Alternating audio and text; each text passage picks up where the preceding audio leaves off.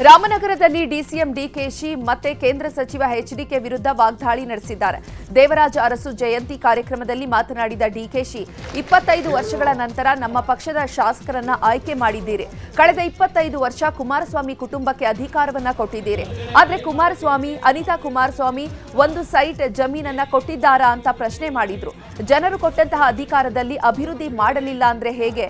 ನಾನು ಕನಕಪುರದಲ್ಲಿ 100 ಎಕರೆ ಪ್ರದೇಶದಲ್ಲಿ ಬಡವರಿಗೆ ಸೈಟ್ ಹಂಚಿದ್ದೇನೆ ಅಂತ ಟಾಂಗ್ ಕೊಟ್ಟಿದ್ದಾರೆ. ಸಿಲಿಕಾನ್ ಸಿಟಿಯಲ್ಲಿ ನಡೀತಾ ಇರುವಂತಹ ಕಾಮಗಾರಿಗಳು ಈ ಕಾಲಕ್ಕೆ ಮುಗಿಯುವಂತಹ ಲಕ್ಷಣಗಳು ಕಾಣ್ತಾ ಇಲ್ಲ.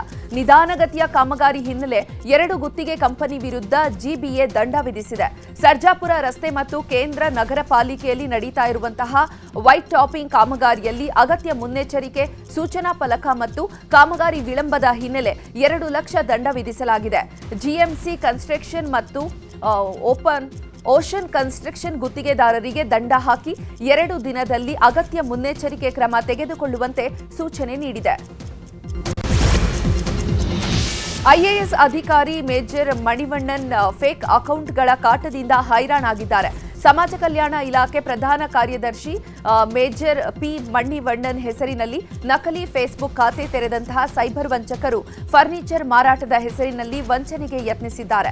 ನಮ್ಮ ಸ್ನೇಹಿತರು ಸೇನೆಯಲ್ಲಿ ಕೆಲಸ ಮಾಡ್ತಿದ್ದಾರೆ, ಅವರು ಮನೆ ಶಿಫ್ಟ್ ಮಾಡ್ತಿದ್ದಾರೆ, ಅವರ ಬಳಿ ಇರುವಂತಹ ಫರ್ನಿಚರ್ ಉತ್ತಮ ಗುಣಮಟ್ಟದ್ದಾಗಿದೆ, ನೀವು ಬೇಕಾದ್ರೆ ಖರೀದಿ ಮಾಡಬಹುದು ಅಂತ ಅನೇಕರಿಗೆ ಮೆಸೇಜ್ ಮಾಡಿ ವಂಚನೆಗೆ ಯತ್ನಿಸಿದ್ದಾರೆ. ಈ ಹಿನ್ನೆಲೆ Manivannan Bengaluru central cyber crime ಠಾಣೆಯಲ್ಲಿ ದೂರು ನೀಡಿದ್ದಾರೆ. ಕಳೆದ 9 ತಿಂಗಳ ಹಿಂದೆಯೂ ಕೂಡ ಇದೇ ರೀತಿ ಫೇಕ್ ಖಾತೆಗೆ ಓಪನ್ ಮಾಡಿ ವಂಚನೆಗೆ ಯತ್ನಿಸಿದ್ರು ಎನ್ನಲಾಗಿದೆ. ಮಂಡ್ಯ ಜಿಲ್ಲೆ ಕಿಕ್ಕೇರಿ ಪೊಲೀಸ್ ಠಾಣೆ ಮುಂದೆ ಗ್ರಾಮಸ್ಥರು ಅನಿರ್ದಿಷ್ಟಾವಧಿ ಪ್ರತಿಭಟನೆ ಮಾಡುತ್ತಿದ್ದಾರೆ. ಸರ್ಕಾರಿ ಗೋಮಾಳದ ವಿಚಾರವಾಗಿ ಗ್ರಾಮಸ್ಥರು ಒಗ್ಗಟ್ಟಾಗಿ ಹೋರಾಟ ಮಾಡಿದ್ರು. 90 ಎಕರೆ ಸರ್ಕಾರಿ ಗೋಮಾಳವನ್ನ ಪೊಲೀಸ್ ಅಧಿಕಾರಿಯೊಬ್ಬರು ಅಕ್ರಮವಾಗಿ ಖಾತೆ ಮಾಡಿಸಿಕೊಂಡಿದ್ದಾರೆ ಅಂತ ಆರೋಪಿಸಿದ್ದಾರೆ.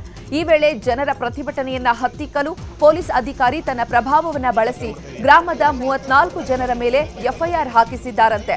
ಹೀಗಾಗಿ ಎಫ್ಐಆರ್ ರದ್ದು ಮಾಡುವಂತೆ ಗ್ರಾಮಸ್ಥರು ಪ್ರತಿಭಟನೆ ಮಾಡ್ತಾ ಇದ್ದು, ಸ್ಥಳಕ್ಕೆ ಶಾಸಕ ಎಚ್ಡಿ ಮಂಜು ಭೇಟಿ ನೀಡಿ ಪ್ರತಿಭಟನಾಕಾರರ ಮನವೊಲಿಸಿದ್ದಾರೆ.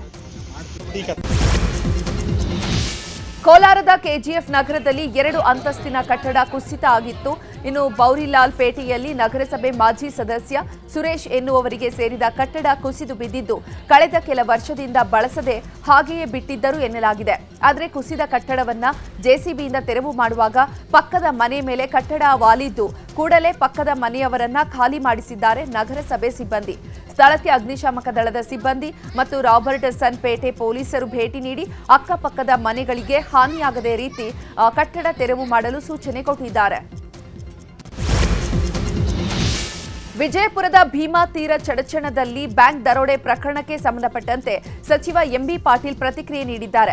ಈ ವಿಚಾರವಾಗಿ ನಾವೆಲ್ಲರೂ ಕೂಡ ಎಲ್ಲರೊಟ್ಟಿಗೂ ಕೂಡ ಮಾತನಾಡ್ತೇನೆ. ಬ್ಯಾಂಕ್ನವರ ನಿರ್ಲಕ್ಷ್ಯ, ಸೆಕ್ಯೂರಿಟಿ ಲೋಪ ಕಂಡು ಬರ್ತಾ ಇದೆ.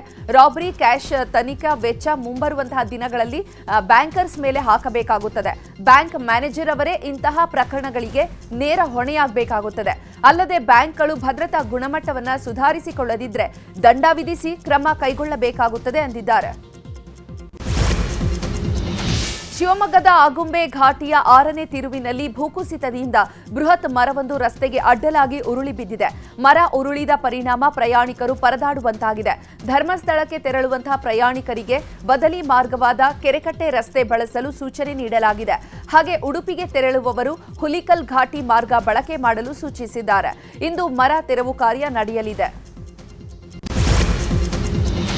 ರಾಜ್ಯದಲ್ಲಿ ಸರ್ಕಾರಿ ಶಾಲೆಯ ದುಸ್ಥಿತಿ ಬಗ್ಗೆ ನ್ಯೂಸ್ 18 ಅಭಿಯಾನ ಮಾಡ್ತಾ ಇದೆ. ಮೈಸೂರಿನ ನಂಜನಗೂಡಿನ ಸರ್ಕಾರಿ ಶಾಲೆಯಲ್ಲಿನ ಅವ್ಯವಸ್ಥೆಯನ್ನ ನ್ಯೂಸ್ 18 ಎಳೆಯಾಗಿ ಬಿಚ್ಚಿಟ್ಟಿತ್ತು. ಸುದ್ದಿ ಪ್ರಸಾರವಾದ ಕೂಡಲೇ ಅಧಿಕಾರಿಗಳು ಎಚ್ಚೆತ್ತುಕೊಂಡಿದ್ದಾರೆ. ಶಾಲೆಯ ದುರಸ್ತಿಗೆ ಮುಂದಾಗಿದ್ದಾರೆ. ಇನ್ನು 1ರಿಂದ 7ನೇ ತರಗತಿವರೆಗೂ ಕೂಡ ಸುಮಾರು 50 ಮಕ್ಕಳು ಓದುವಂತಹ ಶಾಲೆ ಇದಾಗಿದ್ದು, ಶಾಲೆ ಬಿರುಕು ಬಿಟ್ಟಿದೆ. ಮೇಲ್ಛಾವಣಿಯ ಸಿಮೆಂಟ್ ಕಳಚಿ ಬೀಳ್ತಾ ಇದೆ. ಮಳೆ ಬಂದ್ರೆ ಸೋರ್ತಾ ಇದ್ದು, ಜೊತೆಗೆ ಮೂಲ ಸೌಕರ್ಯಗಳ ಕೊರತೆ ಎದುರಿಸ್ತಾ ಇತ್ತು. ಇದೀಗ 70 ವರ್ಷದ ಹಳೆಯ ಶಾಲೆ ಕಾಯಕಲ್ಪಕ್ಕೆ ಅಧಿಕಾರಿಗಳು ಮುಂದಾಗಿದ್ದಾರೆ. ಉತ್ತರ ಕನ್ನಡ ಜಿಲ್ಲೆಯಲ್ಲಿ ಸಾಕಷ್ಟು ಶಿಥಿಲಾವಸ್ಥೆ ತಲುಪಿದ ಶಾಲೆಗಳು ಇದ್ದು ಮಳೆಗಾಲದಲ್ಲಿ ಇಂತಹ ಶಾಲೆಯಲ್ಲಿ ವಿದ್ಯಾರ್ಥಿಗಳು ಪಾಠ ಕೇಳುವುದೇ ದುಸ್ತರವಾಗಿದೆ. ಜಿಲ್ಲೆಯಲ್ಲಿ ಒಟ್ಟು 2415 ಶಾಲೆಗಳಿದ್ದು ಅದರಲ್ಲಿ 121 ಶಾಲೆಗಳು ಶಿಥಿಲಾವಸ್ಥೆ ತಲುಪಿದೆ. ಸರ್ಕಾರದ ಅನುದಾನದಲ್ಲಿ ಶಾಲೆಗಳ ದುರಸ್ತಿ ಕೆಲಸ ಮಾಡಿಸಲಾಗುವುದು ಅಂತ ಅಧಿಕಾರಿಗಳು ಭರವಸೆ ಕೊಟ್ಟಿದ್ದಾರೆ. ಆದರೆ ಪ್ರತಿ ಮಳೆಗಾಲದಲ್ಲಿ ಜೀವ ಕೈಯಲ್ಲಿ ಹಿಡಿದು ಶಾಲೆಯಲ್ಲಿ ಕುಳಿತು ಮಕ್ಕಳು ಪಾಠ ಕೇಳಬೇಕಾದ ಅನಿವಾರ್ಯತೆ ಎದುರಾಗಿದೆ. ಕೂಡಲೇ ಕ್ರಮ ಕೈಗೊಳ್ಳಿ ಅಂತ ಗ್ರಾಮಸ್ಥರು ಒತ್ತಾಯಿಸಿದ್ದಾರೆ. ಕಳೆದ 11 ವರ್ಷಗಳಿಂದ ನ್ಯಾಯಾಲಯಕ್ಕೆ ಹಾಜರಾಗದೆ ತಲೆಮರೆಸಿಕೊಂಡಿದ್ದ ಆರೋಪಿಯನ್ನ ಬಂಧಿಸಲಾಗಿದೆ. ಹುಬ್ಬಳ್ಳಿ ಗ್ರಾಮೀಣ ಠಾಣೆ ಇನ್ಸ್ಪೆಕ್ಟರ್ ಮುರುಗೇಶ್ ಚನ್ನಣ್ಣವರ್ ನೇತೃತ್ವದಲ್ಲಿ ತಂಡ ಬಂಧಿಸುವಲ್ಲಿ ಯಶಸ್ವಿಯಾಗಿದೆ. ಹುಬ್ಬಳ್ಳಿ ತಾಲೂಕಿನ ಬುಡರಸಿಂಗಿ ಗ್ರಾಮದ ಪ್ರಕಾಶ್ ಸಾತಪ್ಪ ಹಂಚಿನಮನಿ ಎಂಬಂತಹ ಆರೋಪಿ 2014ರಲ್ಲಿ ಪಕ್ಕದ ಮನೆಯ ಸೋಮರಾಜ ದೇವಲಾಪುರ ಎಂಬಾತನ ಮೇಲೆ ಕುಡಗೋಲಿನಿಂದ ಹಲ್ಲೆ ಮಾಡಿದ್ದ.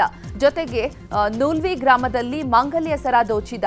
2 ಪ್ರಕರಣಗಳಲ್ಲಿ ಜಾಮೀನು ಪಡೆದು ನಂತರ ಕೋರ್ಟ್ಗೆ ಹಾಜರಾಗದೆ ಎಸ್ಕೇಪ್ ಆಗಿದ್ದ.